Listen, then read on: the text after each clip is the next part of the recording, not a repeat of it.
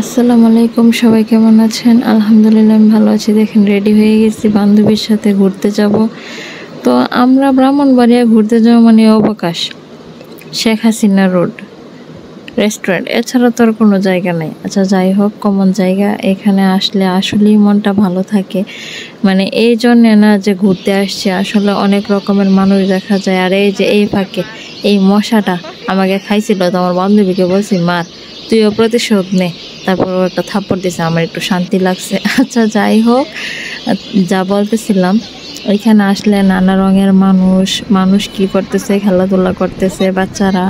তারপরে দেখা যায় অনেকে ফ্যামিলি নিয়ে আসছে, কথা বলতেছে, আড্ডা দিতেছে। আবার প্রেমিক প্রেমিকাও আছে, বেশিরভাগই প্রেমিক প্রেমিকা। যদিও আমরা এখনো মানে ওইভাবে যাওয়া হয় নাই, আমাদের তো কেউ নাই, তার জন্য আমরা দুই বান্ধবী ঘুরে বেড়াই।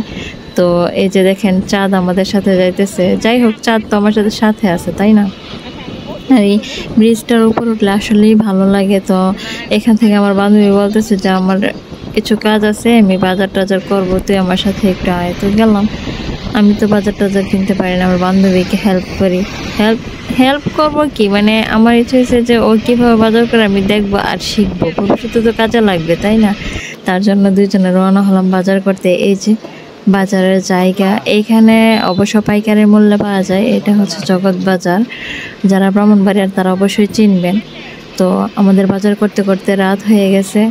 এই রাতে আমরা ফিরতেছি, জানি না বাসায় গিয়ে কি একটা পরিস্থিতির সম্মুখীন হই। যদিও বলবে এত রাত হয়েছে কেন বা সন্ধ্যা হয়েছে কেন, এটা তো স্বাভাবিক প্রশ্ন করবেই। তো আমিও সত্যি কথাই বলবো, বাজার করতে গেছিলাম, শিখতে গেছিলাম, তাই না?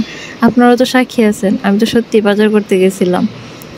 দেখেন এখনও চাঁদ আমাদের সাথে আছে, যাক ভালোই লাগছে, কেউ তো আছে।